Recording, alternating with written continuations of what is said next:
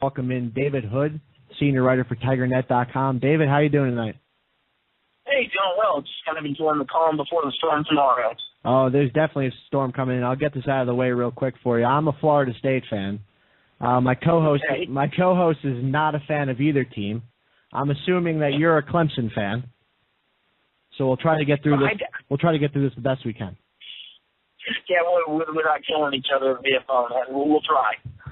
All right. First thing I got to get to is Taj Boyd, 66.5% completion rating, almost 1,800 yards on the season, 15 touchdowns. Realistically, right now, is he in the Heisman conversation? I think so. Just he's engineered a team that's in the top 3 in the country, depending on what happens. Obviously, tomorrow night, you just look at his entire body of work for his career and what he's been able to do this season, despite having to replace first rounder and New Hopkins out at wide receiver, and I think he has to be in the Heisman conversation.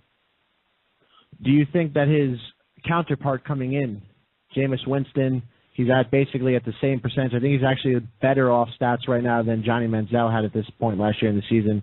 Is he the front runner? If this game goes down the way I want it to, Florida State wins tomorrow night, is Jameis Winston in the Heisman running now?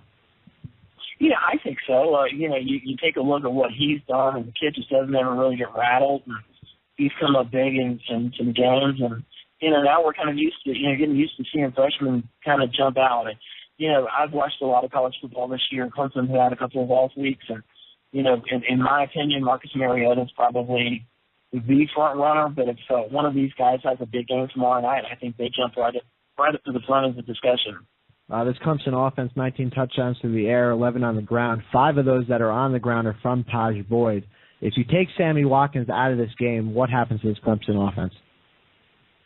Then you go through another guy that's got NFL talent in Martavis Bryant. You've got a freshman in Mike Williams that says going to be better than New Hopkins. I think that's probably the best thing about this Clemson offense. You got another guy that's unsung in Adam Humphries that he can make plays, and then Clemson's kind of got a running back by committee that, it's Robert McDowell and Zach Brooks that they just go out and make plays and everything. But, if it's third and short, there is no doubt that the running game goes through that quarterback position. It's one of the things that I think Clemson, if they're going to be a championship team, they've got to be able to find somebody that can convert on third and short besides Taj Boyd. Who is that someone that can help Clemson convert on third down? Who do you think can step up and outperform Taj Boyd and help him out? Yeah, I think it's Zach Brooks. He's a kid that he didn't redshirt last year. I think a lot of people felt like he probably should have. Got limited carries behind Andre Ellington with the Arizona Cardinals now.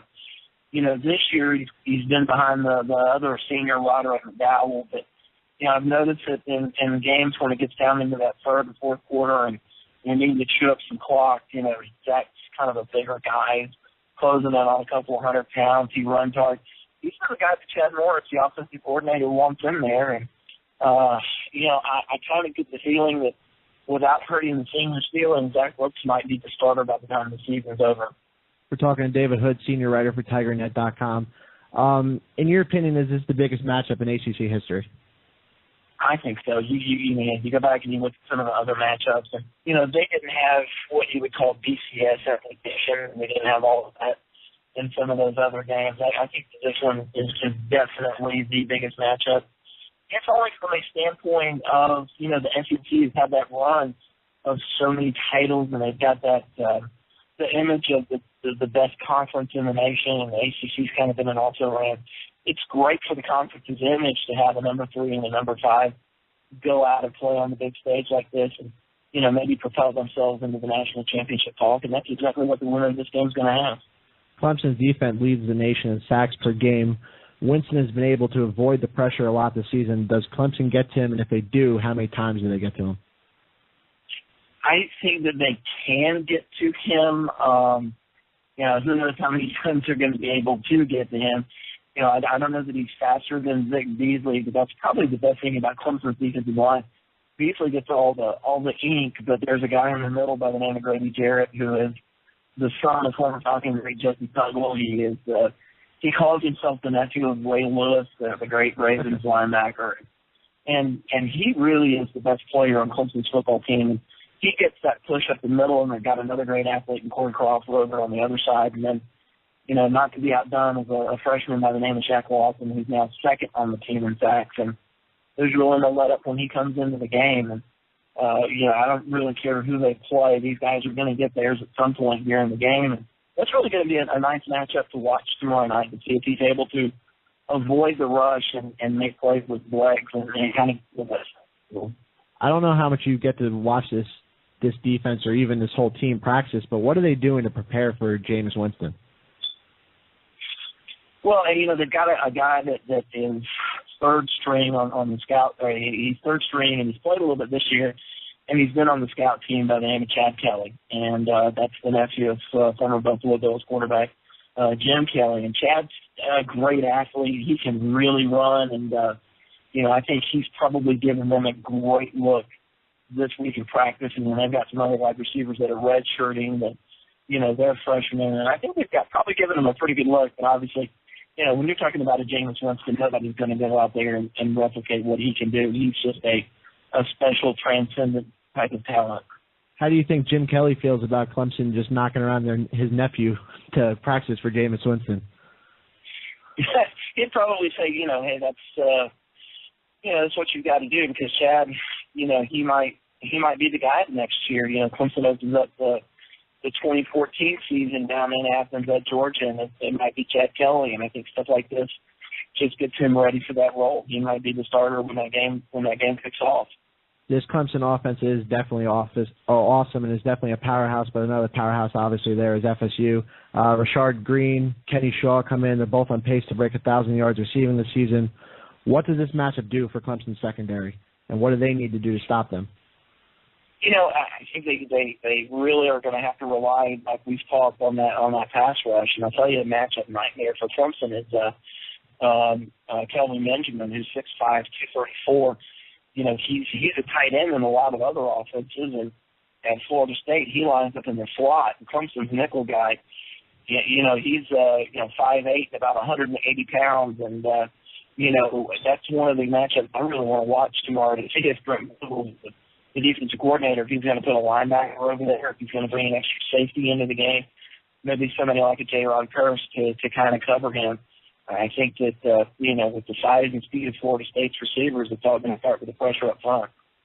What is Clemson's plan going to be for stopping Florida State's running game? Well, obviously, I think they're going to have to stop it, considering how well Florida State's going to throw the ball with those front seven. If you start getting into a situation where guys are getting into the second and third level, getting into the secondary, and that front seven's not stopping them, then all of a sudden you have to bring pressure from the outside or bring pressure from corners or safeties. And that's where, the full action game is really going to hurt you over the top. And that's something that over the past couple of years, Clemson's defense has really been hurt by. And, I think their plan is let's stop them at 7 and hopefully begin put. And it could be a really, really long night in the Valley. Taj Boyd told ESPN All Access, I believe it was on Thursday, that this game is ranked so high. It's very important. It's ranked so high, but it's also ranked so high that if one of the teams loses, it's not that big of a deal. Coming out of Taj Boyd's mouth, does that make an issue, and should the coaching staff be worried about that? Well, I think he's kind of parroting what his coach would say. The loser of this game is still, has a chance to be ranked in the top 10 and still has a chance to go to a BCS bowl. But, I think if you get away from the coach speak and saying kind of the proper thing, you realize that the winner of this game has the inside track on the ACC Atlantic Division Championship, the inside track on winning the ACC Championship. They stay undefeated to keep those national championship hopes alive. While the loser, now you've just got to finish out strong and hope that you can impress the voters enough to make a BCS bowl game. There's everything on the line in this game for the postseason possibilities just in Game 7. What is the atmosphere going to be like down in Death Valley tomorrow night? It's going to be electric. We actually went up a little bit earlier today, and we interviewed some of the ESPN guys, Kirk Street and Chris Fowler, and the campus is really just different. It's even different than it was for the Georgia game. Before the Georgia game, it was, electric on Friday, and you could kind of feel it that, today on campus, it was almost like you could really feel something big brewing. All the fans were already in town. People were already out on Bowman Field getting ready for game day. And, with a nighttime environment, ESPN's supposed to do something, again, with the buses coming around the stadium before Clemson runs down the hill. We're hearing that. I think this atmosphere is probably going to be as good as you will ever see in college football. You mentioned the buses coming down the hill on the ESPN. I watched the Georgia game on ESPN. When I saw those buses pull up, I'll tell you what, I do not like Clemson whatsoever. But I was pumped. I was motivated to watch Clemson knock Georgia around. Now, tomorrow night, I'm not going to be so motivated. It really was electric. It was fun to watch, that's for sure. Oh, I'd want to go. I just can't go any time that Florida State is anywhere around there. The CEO of the Chick-fil-A Bowl, Gary Stockin, is in town tomorrow night for the game. He's doing a lot of press and everything, but he's there because he's checking out because one of these two teams, despite one of them obviously going on and winning, but the other one will be most likely in the Chick-fil-A Bowl. If this is Clemson, how comfortable are you as a reporter for a second straight year going to watch them in the Chick-fil-A Bowl? It would be a big disappointment for this, for this fan base. And, a lot of it's the fact that you went to the Chick-fil-A Bowl last year and, it was a great ball game against LSU. But, when you have made it up to number 3 and it's, the Saturday before the BCS rankings come out and you have a home game against, the team that really stands in your way of getting to a championship and you have BCS dreams, Chick-fil-A Bowl is a great bowl game, but it's a disappointment. Who do you think has a better chance of winning the Heisman this year, Taj Boyd or Jameis Winston? I think we'll see tomorrow night when this game is over. I would say Taj Boyd just because he's the older player. To me, when I look at this game tomorrow night and I look at two teams that are both extremely talented, both have NFL talent on both sides, both have great players, both have great coaches. This one's going to come down to 3 or 4 plays maybe. And I think when you've got a kid that's played 5 games in college and he's never been in an atmosphere like this, you go with a guy that's been in big games. And Taj has been on both sides of wins and losses in big games. And, I give a little bit of a nod to him. We're talking with David Hood, senior writer for TigerNet.com. David, I got Tommy Bowden coming up in the 9 o'clock hour. I'm going to ask you real quick, what's the biggest difference you've seen in the coaching between when Tommy Bowden was the coach there and Dabo Swinney was under him, and now Dabo Swinney is the head coach there?